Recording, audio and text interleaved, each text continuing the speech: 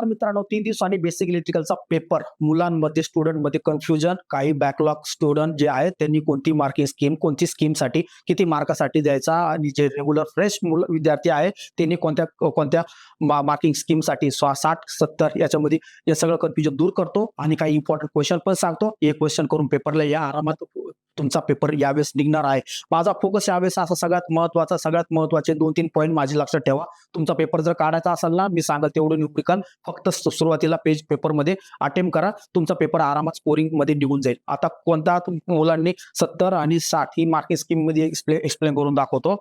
आता सगळ्यात महत्वाचं 70 यस बॅकलॉगच्या स्टुडंटसाठी 70 ची स्कीम आहे आणि रेग्युलर फ्रेश विद्यार्थ्यांसाठी 60 ची स्कीम आहे. आता इथं क्वेश्चन कसा बनवला जाईल, क्वेश्चन सिंपल सांगतो. ते पॅटर्न सेम असणार. दोघांपैकी एक सॉल्व्ह करा, खाली दोघांपैकी एक सॉल्व्ह करा. बस आता याच्यामध्ये बघा, आता 70 साठी मागच्या वेळेस असं होतं, क्वेश्चन 1 जर मी घेतला, एक चॅप्टर पर्टिक्युलर कोणतं चॅप्टर घेतलं आणि त्याच्यामध्ये क्वेश्चन 1 जर मी घेतला, त्याच्यामध्ये इथं 2 क्वेश्चन असायचे 6 मार्कवाले, 6 मार्क, सेकंड 6 मार्क, 6 मार्क झालं. त्याच्यानंतर दुसरा क्वेश्चन असायचा याच्यातून एनी वन दोघांपैकी कोणतं एक.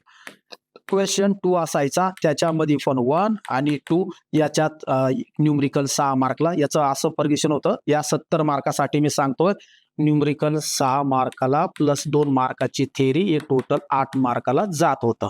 इथं फिक्स न्यूमरिकल येत होतं न्यूमरिकल. आणि सेकंड पण सेम, 6 + 0 2 = 08 मार्क. असे 70 मार्क बनत 14 मार्क इथं टोटल, याच्यात 14 मार्क टोटल बनतात. 14 मार्क झाले माझे 14 मार्क. याच्यामध्ये एक वरती सॉल्व्ह करा, एक खालचं सॉल्व्ह करा. एकच ऑप्शन असणार, वरती एक डेरिव्हेशन, एक काही 2 डेरिव्हेशन आणि खाली 2 न्यूमरिकल आणि त्याच्यात छोटासा क्वेश्चन थिओरिटिकल इन्सर्ट केलेला. इथं पण न्यूमरिकल इथं सुद्धा आहे. याच्यात न्यूमरिकल 6 मार्क्सचं आणि छोटंसं डेफिनेशन, काही पण पॉवर ट्रायंगल काढा, इम्पिडन्स ट्रायंगल काढा, काही छोटीशी गोष्ट डेफिनेशन लिहा. आता 60 मार्कासाठी काय होईल मित्रांनो, हा 2 मार्काचा छोटासा जो क्वेश्चन आहे तो डिलीट. समजा तुमचा पेपर 5 चॅप्टरला 2-2 मार्क गेले, 10 मार्क कमी झाले, हे 6 सेम कॉमन बनवलं. आता क्वेश्चन 1 तुमचा पॅटर्न असाच, फक्त एक क्वेश्चन डिलीट झाला. इथं 1 आणि 2, इथं 6 मार्काला डेरिव्हेशन आणि हा पण 6 मार्काला वरती डेरिव्हेशन. आणि क्वेश्चन 2 जो त्याच्यापैकी पण एक सॉल्व्ह करायचा आहे. फर्स्ट याच्यामध्ये 6 मार्काला फक्त न्यूमरिकल आणि इथं सेकंड पण ऑर मध्ये न्यूमरिकल पण 6 मार्कला. बस झाले 6 12 मार्क झाले. या केसमध्ये तुम्हाला पर चॅप्टर 12 पंचे 60 टोटल. इथं 14 × 5 70 मार्क ही तुमची स्कीम असणार आहे. आता खूप विद्यार्थी म्हणतायत, सर पेपरला थेअरी येईल का? थेअरी येऊन काही फायदा नाही होणार. थेअरी येऊन सुद्धा काय फायदा होणार? थेअरी उलट डिफिकल्ट जाणार, टाइम जास्त जाणार तुमचा, पूर्ण पेपर अटेम्प्ट होणार नाही. तर टाळा, थेअरी येण्याचे चान्सेस यावेळेस पण नाही आहेत. डेरिव्हेशन थेअरी म्हणून नका, डेरिव्हेशन म्हणा. डेरिव्हेशन थिओरिटिकल पार्ट नाहीये, अनालिटिकल सब्जेक्ट आहे. सो न्यूमरिकलचा सपोर्ट असेल तर सब्जेक्ट निघणार. न्यूमरिकल तुम्हाला करावं लागतील. मी काही सोपे न्यूमरिकल सांगतो सगळ्यांसाठी. आता फरक सगळ्यात महत्वाचा. इकडं 2-2 मार्क तुमचे, हे 2-2 मार्काचं कट झालं. ते 60 इथं तुमचं 2-2 मार्क होतं, 70 मार्क बनत होत्या स्कीम मध्ये. इकडं नवीन पॅटर्न मध्ये ते 2-2 मार्काचा कट होऊन हा पॅटर्न असा उरला 60-40चा पॅटर्न याला म्हणतात. तर चला आता मी काही क्वेश्चन सांगतो, ते क्वेश्चन पेपरला बघा. मी सांगतो ते क्वेश्चन पेपरला हमखास दरवर्षी येत आहेत आणि मी कोणाचं नुकसान नाही केलं. त्यामुळे हे सगळ्यात जास्तीत जास्त शेअर करता येईल सगळ्यांना शेअर करा आणि सगळ्यांचा पेपर काढण्यासाठी मदत करा. मला नका करू, मुलांना मदत करा. पेपर निघेल 100%. कारण का याच्यात पूर्ण सिलेबस कव्हर केलेला आहे. त्यामुळे काही असं होणार नाही कधी याच्यातले क्वेश्चन येणार नाही. असं पूर्णच कव्हरेज केलेलं आहे. पूर्ण सिलेबसचं कव्हरेज याला म्हणता येईल. सेपरेट केलेलं आहे, थेअरीवरची, खाली न्यूमरिकल. आता चॉईस, प्रत्येकाची चॉईस असते. न्यूमरिकल मी 4 टाईपचे दिले, पण मी सांगाल कोणते न्यूमरिकल स्किप करायचे, कोणते परफेक्ट करायचे. आता थेअरी 5 क्वेश्चन काय जड नाही, 5च क्वेश्चन आहे बघा. एक्सप्लेन स्ट्रक्चर सिंगल पेज, याचा डायग्राम काढायची, 2-2 ओळी लिहायचा आहे. जनरेशन, ट्रान्समिशन, डिस्ट्रीब्युशन, 2-2 ओळीमध्येच याचा मी सोल्युशन काढलं. Classify electrical network, yes 4-5 classification आहे, सोपं एकदम. डायग्राम आहे त्याच्यामध्ये. आणि डेफिनेशन जरी केल्या याच्यात, ऍक्टिव्ह नेटवर्क, पॅसिव्ह नेटवर्क, एवढं जरी केलं तर खूप झालंय. आता सगळे क्वेश्चन बघा 6 मार्कचे आहेत. छोटे क्वेश्चन मी घेत नाहीये, नवीन पॅटर्न. मध्ये कन्वर्ट स्टार, यस हा क्वेश्चन दरवर्षी येतो. Star to delta, delta to star, yes delta to star, star to delta. आता colour coding star to delta, delta to star हा फिक्स येणारा क्वेश्चन आहे, सोडायचा नाही, याची रिव्हिजन करा. आणि आला तर सुरुवातीलाच याला जर पकडता येईल सुरुवातीलाच पकडा. पहिल्या 2-3 पेजेसवर जे तुमचे टॉप तुम्ही क्वेश्चन जे फिक्स येतात ना ते सुरुवातीला चांगले काढून न्यूमरिकल जे काही फिक्स येतं ते 2-3 पेजेसवर लिहा. तिथं 14-15 मार्क आले ते एक्झामिनर चेक करताना पास पण करून देईल तुम्हाला, चुकलं तरी पण कधी कधी. झालं, फिक्स येणारा क्वेश्चन आहे, याला सुरुवातीला लिहून काढा. आल्या state explain Kirchhoff's law, yes या दोघांपैकी. आता आपलं नेहमी असं घडतं याच्यावर थिअरी पण येते आणि आता त्याच्यावर न्यूमरिकल पण, दोघं थिअरी प्लस न्यूमरिकलचे टॉपिक हे दोघं. आणि न्यूमरिकल दोघांमध्ये काही दम नाहीये, हे 2 न्यूमरिकल करा. याच्यात हे ऑप्शनल ठेवा, या दोघांना बायपास नाही करू शकत, याच्यावर इलेक्ट्रिसिटी नेटवर्क चालतं. हे 2 थेरम सगळ्यात महत्वाचे. पूर्ण जगाची इलेक्ट्रिसिटी नेटवर्क याच्यावर चालतं, हे 2 तर फिक्स राहणारच. याच्यापैकी स्टार्ट, याच्यात तर काही नाही, एकदम सिम्पल. याची लेवल नाही म्हणून हा पेपरला येत नाही, सिम्पल लेवल नाही. कारण का हा केला नाही केला काय सिरीज पॅरलल कॉम्बिनेशन तुम्हाला रेजिस्टन्स कधी पण काढता येईल. तुम्ही हे करताय तर हे ऑटोमॅटिक बाय डिफॉल्ट येऊन जाईल. आता याच्यात तुमची मर्जी, तुम्हाला स्कोअर करायचा असेल तर star to delta, delta to star नेटवर्कचं ट्रान्सफॉर्मेशन न्यूमरिकल सॉल्व्ह तुम्ही करू शकता. स्टार टू डेल्टा तुम्हाला व्हॅल्यू दिलेली असेल रेजिस्टन्सच्या, त्या कन्वर्ट करायला विचारतात. हे 2 फिक्स झाले, हे 2 न्यूमरिकल मी इथं सांगितले. नेक्स्ट चॅप्टर, आता या चॅप्टरला सांगितलं खूप विद्यार्थी म्हणतात तिथं पूर्ण थिअरी येईल. आता थिअरी जरी आली तरी ते पेजेस बघा आता किती क्वेश्चन तयार होतात थिअरीचे, तर सोपं नाहीये. न्यूमरिकलचा पॉईंट पकडा, न्यूमरिकल सोपा असणार या चॅप्टरवर. थिअरी करत बसताना तुम्हाला थकवा येईल, दम लागल, टाइम जाईल. हे बघा किती क्वेश्चन आहेत. So it is not easy. काय डेफिनेशन, यस याच्यात डेफिनेशन आहे, या डेफिनेशनचा वापर करून न्यूमरिकल बी सॉल्व्ह करायचा. सो हा न सोडण्यासारखा टॉपिक आहे, magnetic circuit. Okay, compare, yes हा पण महत्वाचा. तर मागच्या वर्षी मी सांगत होतो माझे सगळे क्वेश्चन तेच आहे, काहीच बदललं नाही, फक्त मी आता सेपरेट करून दिलं. काही ऍडिशनल क्वेश्चन दिले, काही विद्यार्थ्यांना स्कोअर करायचा असेल त्यांच्यासाठी मी आणखी ऍडिशनल क्वेश्चन टाकले. पॉसिबिलिटी हे होऊ शकतं. आणि ज्यांचं जास्त बॅकलॉग असेल त्यांनी याच्यामधले काही क्वेश्चन तर करा, काही स्किप करा, तुमचे जेवढं तुमच्याकडून होते तेवढंच करा, बाकी सोडा. कम्पेअर हा महत्वाचा क्वेश्चन आहे माझ्या लिस्टमध्ये. Derive the relationship between yes magnetomotive force, magnetic flux, reluctance. Yes आता याच्यात हे एक्सप्रेशन यावेळेस 100% series magnetic circuit with air gap and without air gap, 100%. कारण का आता पॅटर्न बदललाय, नवीन पॅटर्न बदललेला आहे. तो याच्यामध्ये विथ एअर गॅप आणि विथआउट एअर गॅपचं एक्सप्रेशन फ्लक्स काढा, एमएमएफ आणि रिलक्टन्स काढण्यासाठी विचारून जाऊ शकतं. सिंगल मॅग्नेटिक सर्किट देऊ शकतात, मल्टिपल मॅग्नेट सिरीजमध्ये कनेक्ट करून. Series magnetic circuit, parallel circuit आपल्या सिलेबसला नाही, तर हे डेरिव्हेशन एक आहे, याच्यात बसू शकतं 6-6च्या पॅटर्नचं एक्झाममध्ये. Numerical series circuit, air gap, without air gap, याच्यावरच न्यूमरिकल येईल. या सगळ्या गोष्टी काढायच्या. Flux density, MMF, reluctance, BH मी सगळं स्पेसिफिक लिहून दिलंय. हे काढण्यासाठी विचारू शकतात. त्याचे फॉर्म्युले माहित असेल, एमएमएफचा number of turns and current, रिलक्टन्सचा L upon mu, permeability, free space permeability, relative permeability, area, असं सगळं field, magnetic flux density, magnetic flux density, magnetic field strength, या सगळ्या गोष्टी विचारू शकतात. हा एक न्यूमरिकल. याच्यात बघा 2च न्यूमरिकल देतो मी या चॅप्टरला, त्यासाठी न्यूमरिकलवर इथं हे चॅप्टर कव्हर होते. थेरीला एवढं करत बसण्यापेक्षा इथं 4 आणि इथं किती, आणखी इकडे बघा question 4 7. How many question, 7 4 11 12 question. पण न्यूमरिकल थ्रू गेले तर याच्यापैकी एक थेरी कमी केली तरी चालेल.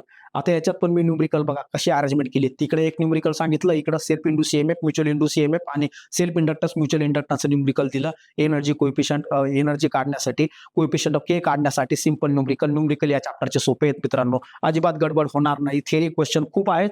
स्टेट आता इलेक्ट्रोमॅग्नेटिक इंडक्शन मी सेपरेट केलं कम्प्लिटली. बघा आता याच्यात फॅरेडेस लॉ आला, दोन्ही घेतलं. फॅरेडेस लॉ, फ्लेमिंग, हे दोघं एकामेकाला ऑर करा. स्टेट फॅरेडेस लॉ किंवा फ्लेमिंग राईट हँड रूल, दोघांपैकी एक पकडा. डायनॅमिकली इंड्यूस EMF, एक डायनॅमिकली इंड्यूस EMF ठेवा आणि स्टॅटिकली इंड्यूस EMF हे पण लक्षात ठेवा. Self induce EMF, mutual inductance, हे सगळं फॅक्टर तुम्हाला काढायचे आहेत. सेल्फ इंडक्टन्स काय असतो, सेल्फ इंड्यूस EMF काय असतं, mutual induce EMF, mutual inductance काय असतो, ते कोणत्या फॅक्टर डिपेंड असतात, हे सगळं करून ठेवा. सोपं एकदा, जास्त याच्यात डिफिकल्टी लेवल नाही. Derive the expression for coefficient of coupling, Kचं एक्सप्रेशन पण द्यायचंय तुम्हाला. सेल्फ इंडक्टन्सवर कसा डिपेंड असतो K डिराइव्ह करायचं आहे. Energy stored in the magnetic field, yes A equal to 1/2 Li square. L is self inductance, I is square of the current is through the coil. So joule मध्ये तुम्हाला expression derive करायचंय. सोपं expression आहे. Numerical ते 2 आणि हे 2 4 टाईपचे numerical झाले. आता चॅप्टर 3 एसी फंडामेंटल. बस आता याच्यात या डेफिनेशन झाल्या कॉमन. या डेफिनेशनच्या याने ते 6 मार्क कसे कव्हर करतील याचा एक हा असा थिअरी आणि हे 2 डेफिनेशन असं कंबाईन करून 6 मार्क करू शकतील.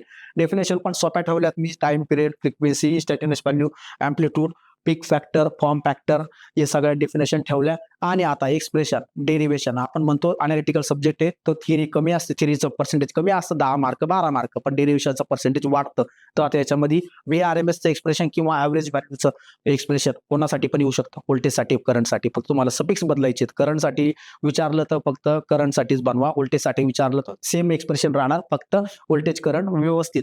नाही तर एक्झामला विचारतात करंटचं आणि पट्टा सॉल्व्ह करतो इथं आयच्या जागी VRMS = VM/√2 असं नाही. करंटसाठी विचारलं तर करंटच पाहिजे. ते सगळं बरोबर, प्रोसेस सगळी बरोबर, पण ते काढलं व्होल्टेजचं. फरक बघा, व्होल्टेज आलं, करंट आलं. एक्सप्लेन हे थिअरी क्वेश्चन झाला. लॅगिंग लिडिंग फेज डिफरन्स दाखवायचे.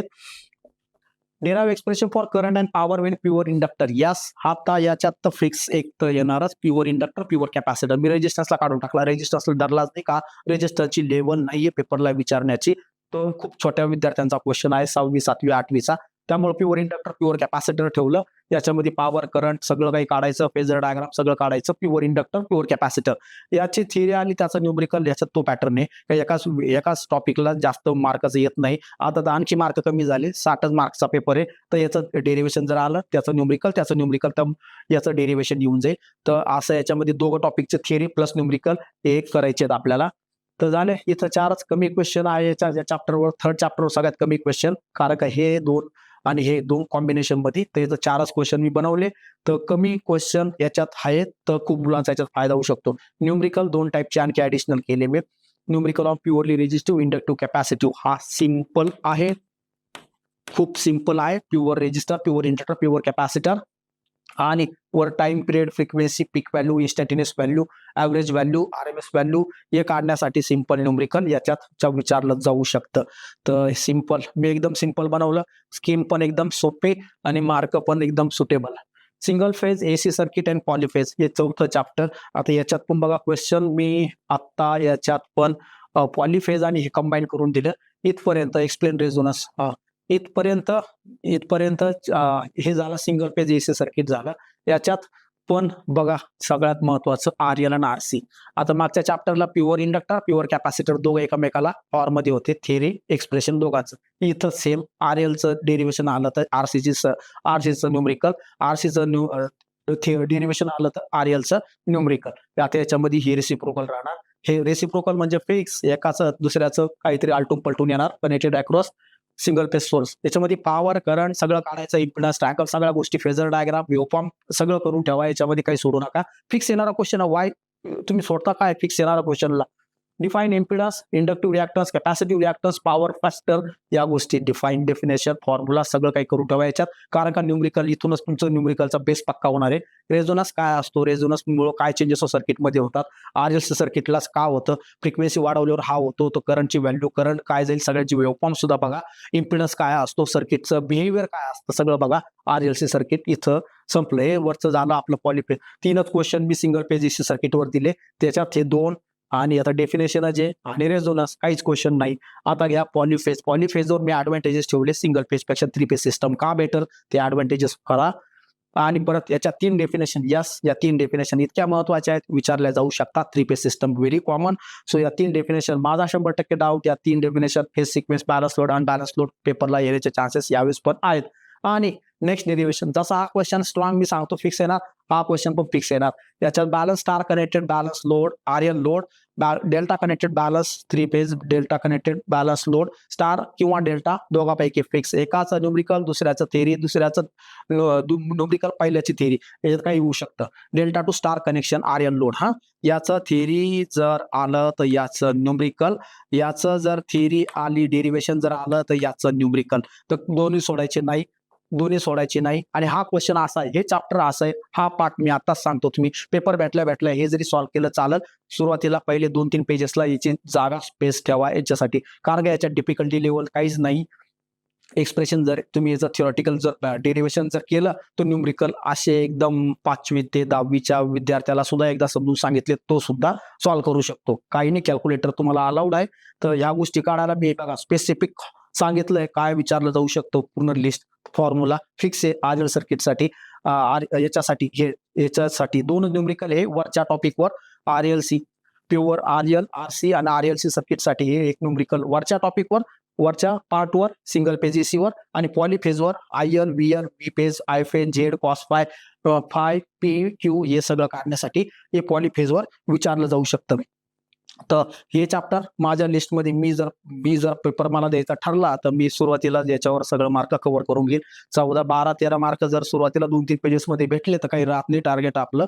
तर हे एक महत्वाचं 2 न्यूमरिकल इथं आहे, वरच्या वर्षी खालच्यावर पॉलीफेजवर एक शेवटचं न्यूमरिकल.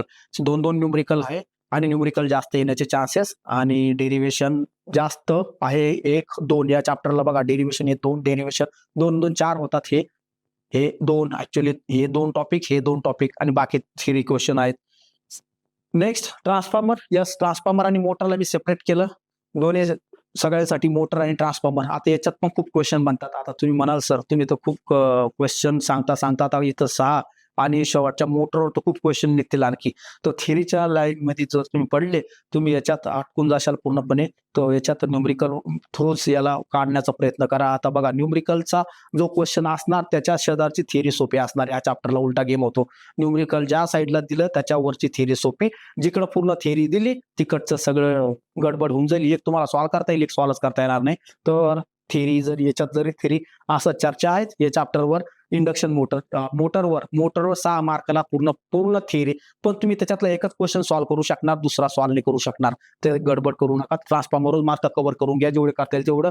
याच्या बरोबर जो क्वेश्चन असणार मोटरचा तो तुम्हाला कामातील 6 मार्क देण्यासाठी आणि याचं न्यूमरिकल 100%. तर हे झाले ट्रान्सफॉर्मरचे सिंपल कन्स्ट्रक्शन वर्किंग. सोपा question. Comparison core type shell type दोघं ट्रान्सफॉर्मरचं कंपॅरिझन करा आणि काय कॉमन पॉईंट काढा, डायग्राम काढा, 4-5 पॉईंटची शॉर्टकट लिहा, टाइम कमी वाचवा.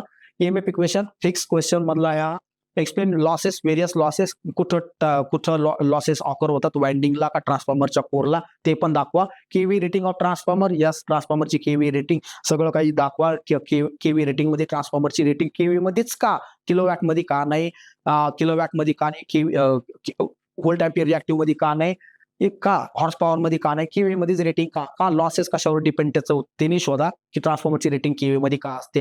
आयरन लॉस कशावर डिपेंड असतो, कॉपर लॉस कशावर डिपेंड असतो, तिथून रेटिंग ठरते ट्रान्सफॉर्मरची. तो ही गोष्ट लक्षात ठेवा. Define efficiency and regulation. Yes, definition याच्यावर न्यूमरिकल आहे. तुम्हाला इफिशियन्सी काढण्यासाठी हे न्यूमरिकल बघा. मी 100% फुल लोड म्हणजे 100%, हाफ लोड म्हणजे 50%, 75% लोड किंवा कधी 60% लोडला सुद्धा विचारला जाऊ शकतो इफिशियन्सी काढायची. एकच फॉर्म्युला तुमचा फुल हाफ लोड, तुमचा कॉपर लॉस चेंज होतो 75%ला 50%ला. एकच फॉर्म्युला आहे, फक्त थोडंसं कॉपर लॉसचं कॅल्क्युलेशन तुम्हाला चेंजेस करायचे, कॉपर लॉसच्या फॉर्म्युला चेंजेस करायचे, तुमचं डायरेक्ट आन्सर निघतं. तुम्हाला कोणती पण व्हॅल्यू सांगू द्या, 100%, 50%, 75%, तुम्ही 60%, कोणत्या इफिशियन्सी काढू शकतो. फॉर्म्युला फक्त कॉपर लॉस तुम्हाला बदलायचा, आयरन लॉस फिक्स असतो, बाकी output power input power fix असणार. फक्त तुमचं कॉपर लॉस तुम्हाला काळजी घ्यायची आहे. 2 न्यूमरिकल ट्रान्सफॉर्मरचं EMF इक्वेशन, ट्रान्सफॉर्मेशन रेशो. याच्यात सिंपल न्यूमरिकलची लेवल अजिबात एकदम सोपे लेवल आहे आणि हे तो न्यूमरिकल फिक्स येण्याचा माझा चान्स आहे 100%. 50% हाफ लोडला काढण्याची इफिशियन्सी, काही याच्यात गडबड करायची नाही. हे न्यूमरिकल सगळ्यात सोपं पेपरला शुअर येणार आणि याच्यात सिंपल डायरेक्ट उत्तर मिळतं. इफिशियन्सी पर्सेंटेज म्हणजे ट्रान्सफॉर्मरची इफिशियन्सी 95च्या वर आली आणि समजून घ्यायचा आपला पेपर निघला. इफिशियन्सी हायस्ट इफिशियन्सी डिव्हाइस आपला 95च्या वर ट्रान्सफॉर्मरची इफिशियन्सी असते. तर हे झालं. आता याच्यात मी सांगितलं याच्या बरोबर थिअरी असणार मोटरची, तर याचं न्यूमरिकल केलं तर सोपी थिअरी मोटरची भेटून जाईल. आता मोटरवर किती क्वेश्चन बनतात बघा. This is list motor, how many questions we have. बघा किती क्वेश्चन झाले, 1 2 9 10 11 11 क्वेश्चन. तरी काही क्वेश्चन कट केले मी, याच्यात क्वेश्चनचं भरमार आहे आणि याच्यातून क्वेश्चन किती, 2च क्वेश्चन काढायचे, 2 6 मार्कचे. तर विचार करा किती स्टडी करावं लागणार. जर थिअरीवर जर पासिंग करायला गेले तर इतकं सगळं करावं लागेल. तर आता काय सगळं याचं एकदम सोपं करा, छोटं डायग्राम काढा. हा टॉर्क हे सगळं ग्राफ काढण्याचं करा. सिरीज आणि शंट मोटरचे DC मोटरमध्ये ग्राफ काढण्याचं एक करा, फिक्स करा, ऍप्लिकेशन करा सगळ्या मोटरचे. इथून सुद्धा तुम्ही सगळे मार्क घेऊ शकता. Advantages application, single phase 3 phase induction motor, single single phase induction मोटरचे सगळ्या टाईपचे ऍप्लिकेशन करा. सिरीज मोटर डीसी मोटरचे सिरीज आणि शंट मोटरचे ऍडव्हान्टेजेस ऍप्लिकेशन सगळं करा.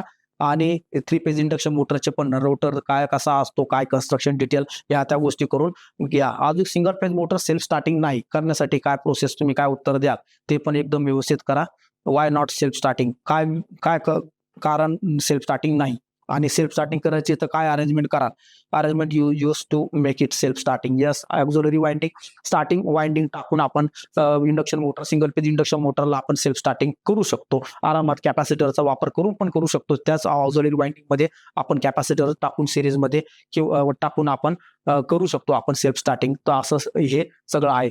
सो क्वेश्चन सोपे आहेत याच्यामध्ये आणि फक्त क्वेश्चन जास्त आहेत. सोपे पण क्वेश्चन जास्त. तर हे मी बनवलं.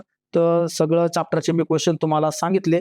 आता याचे सगळे उत्तर शोधा आणि 3 दिवस मी सांगितलं 3 दिवसांनी पेपर आहे. तर 3 दिवसात सगळं काही होईल. 3 दिवसात काही डिफिकल्ट नाही. हे बॅकलॉगच्या मुलांसाठी 70 साठी ही स्कीम, मागची स्कीम फॉलो करा. जे पेपर आता 2 आले ते त्याच्या स्कीम सारखेच पेपर राहतील तुमचे.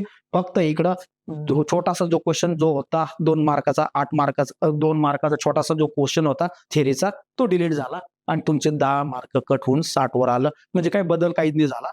आणि याच्यात मी आता ऍडिशनल क्वेश्चन पण याच्यात टाकून दिले. आता ज्यांनी स्कोर करायचा सगळं करा. ज्यांचे खूप बॅकलॉग आहेत त्याने ऍटलिस्ट 2-3 चॅप्टरला तरी एन्काउंटर करा. आणि पहिले जे सगळ्यात स्कोर करण्यासाठी सगळ्यात महत्वाची गोष्ट पहिले 3 ते 4 पहिला पॉवर प्ले मध्ये असे क्वेश्चन लिहून काढा पहिल्या 3 पेजेसवर, जेणेकरून तिथं तुम्हाला 12 मार्क मिळतील. सेकंड पॉवर प्लेला आणखी 2 चांगले शोधून काढा क्वेश्चन पेपर मधून, तिथं 6-7 मार्क मिळतील. असं करून तुमचा स्कोर होऊन जाईल. नंतर चुकलं तरी चालेल, त्याला मार्क मिळतात. आम्हीच सांगतो सगळ्यांना, सुरुवातीला चूक करू नका. ऑटोमॅटिक तुम्हाला मार्क मिळत चालतील पुढं. तर ही काळजी घ्या. शेवटच्या चॅप्टरला थेरीला सुद्धा पूर्ण मार्क देऊ शकतो, कारण का तिथं डायग्रामचा सपोर्ट घ्या, फुल मार्क मिळतील.